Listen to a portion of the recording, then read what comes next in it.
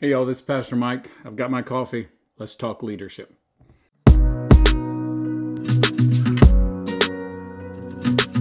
So, up to this point, we have dealt with Moses all the way up to the place that he publicly states what God has called him to do. We've talked about the fact that there are people that come against him. The world opposes him. There's external opposition. But also that the Israelites oppose him. There's internal opposition. And that this fight that is going to ensue is going to be one that he's going to have to trust God with. God is the one who's going to need to fight the leaders. God is the one who's going to need to fight the gods, the theologies versus the philosophies that he's going to face. And all of that may take time.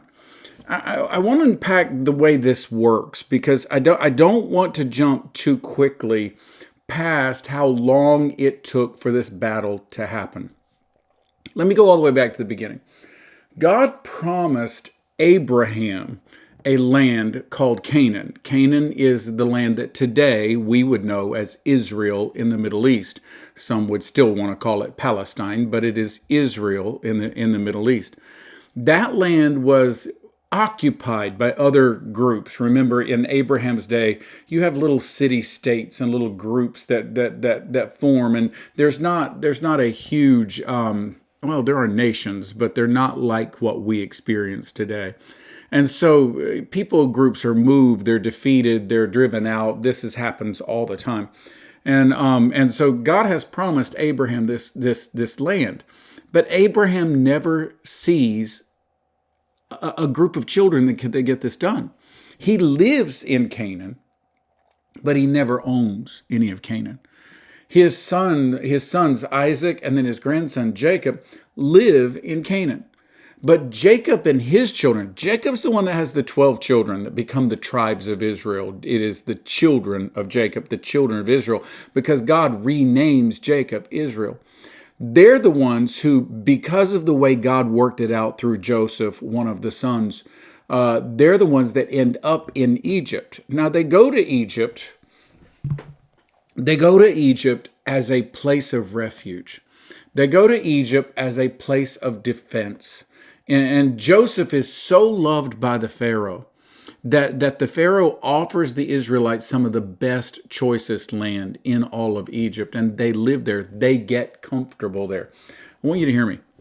When you stay too long in a holding pattern and get comfortable with the holding pattern, your holding pattern, what makes you comfortable, will enslave you.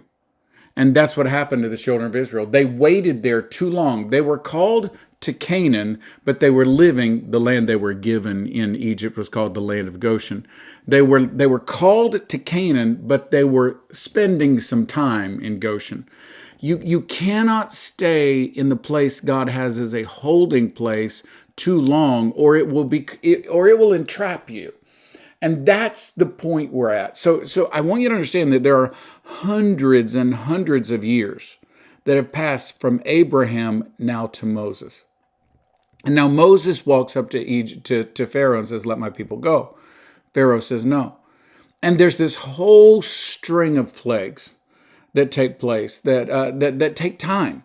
You would think after every plague, it looks like Pharaoh's going to let the children go, but he does not. Basically, God has to tick down all of the gods of Egypt one at a time.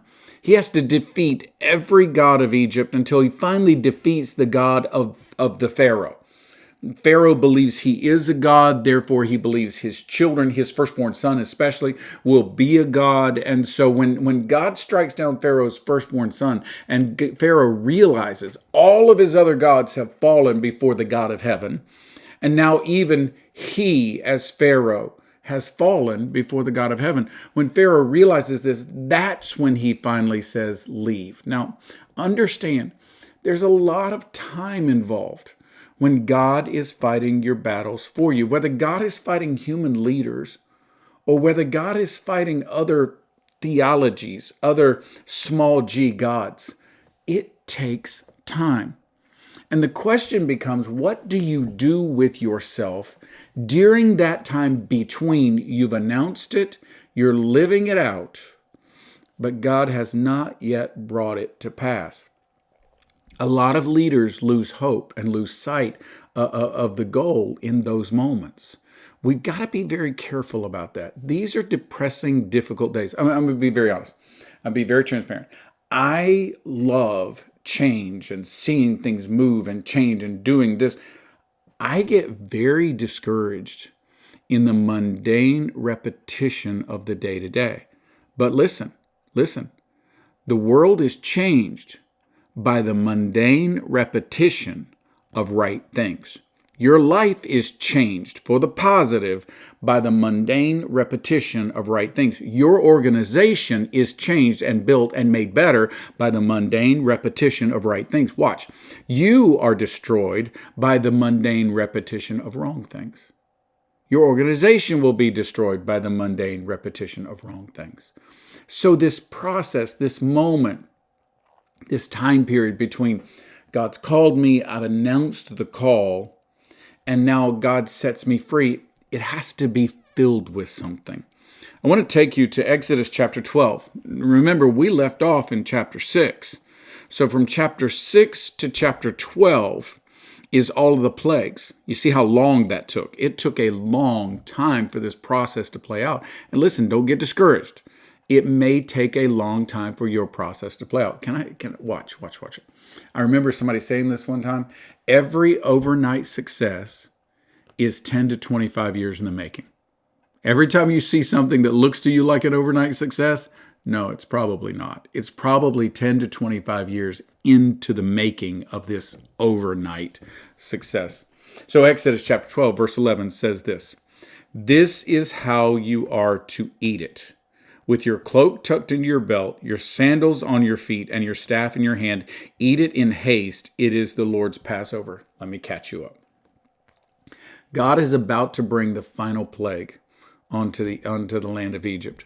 This final plague will be the death of every firstborn. Now, what you may not realize is that God is going to call Moses in the law to dedicate to the Lord the firstborn of everything. Your firstborn child is dedicated to the Lord. The firstborn of any livestock is dedicated to the Lord. The first fruits of any harvest is dedicated to the Lord. The first 10% of anything we make in today's world is dedicated to the Lord. We call it a tithe now. But this is going to be set in place. And God does not require, because our God's not like this, God does not require that when we offer the first of these things, that we slaughter them. God doesn't require that. He requires that we give them so they can be given life, so they can be given direction, so they can be given to His mission and His call. So when He does this with Pharaoh, with the nation of Egypt, He's basically saying, I'm now going to take from you, Egypt, what you would not give to me. Because in our lives, in our world, the first tenth of everything, in reality, belongs to God. God, in His grace, this is the only indication I know of where He takes that 10%. And He does it to defeat a God, not to just be arbitrarily harsh. He does it to defeat a God. He does it to defeat a theology so that He can win this battle ultimately. So that's about to happen. And God has said to Moses, get yourselves ready to go. The Passover, as we understand, as Moses implemented, as we now know it, is where they took the blood of a lamb and they put it over the door, the threshold, the door of their house. And so when the angel of death that was going to take the firstborn of everything came by, if the blood of the lamb was over the top of that door, the angel of death would pass by. Oh, friends, you do realize, don't you? If the blood of the lamb being Jesus, is over the threshold of your heart, then that means you belong to God and you are protected and you are taken care of. Doesn't mean bad things won't happen. It just means that your ultimate end is in the promised land that God has already set aside for you. Oh, it's great. That's a whole nother sermon. But I want us to understand that in this moment, God says, hurry up and wait. That's really what God is saying. Why? In that time period between I've announced it, I've told everybody what God's called me to do, and God's actually brought it to pass, God's brought it to fruition, we've got to be busy. This is not a time for sitting down and waiting. This is not a time for doing nothing. We've got to remain busy. We've got to look for every opportunity. You've got to look for opportunities. Opportunities will present themselves. Many years ago here at New Life, it was like my second or third year in. We're in a town called La Plata, Maryland, and an F4 tornado went through our town, right through the middle of our town. So our church sits right on the highway, and the highway was closed just south of us. And so we actually became a shelter for cars that could not get through our town because the tornado went straight across the main highway right in the center of town, caused tremendous damage, a number of people. We lost about 5 people in that tornado. So people were at the church, and I remember the church people began to show up. A couple of them, and they said, well, what do we do? And so I said, all right. And just in that moment, we began to hand out the phone list for the church. And we said, hey, call everybody at the church and tell everybody that is willing and able, if you have a chainsaw, show up here tomorrow morning at 6:30, and we're going to get to work. The next morning, I had 35, 40 people standing around in a circle with chainsaws.